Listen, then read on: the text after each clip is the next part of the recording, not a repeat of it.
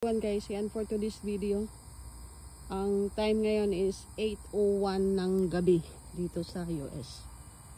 Kita nyo yung aking balatong. Ay liwanag pa guys. Atin na harbisin. Kasi baka bukas pagising ko wala na akong makita. Pinagpuputol na at saka kinain na ng mabait ko na mga layaw na alaga. Dapat guys hindi ko pa to harbisin.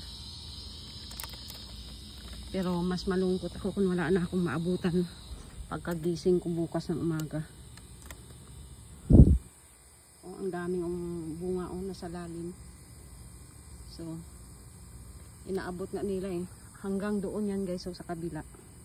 3 hilira to eh, na puro balatong. Oh, kahit nakaupo ka na lang ipipreserve ko na lang to guys.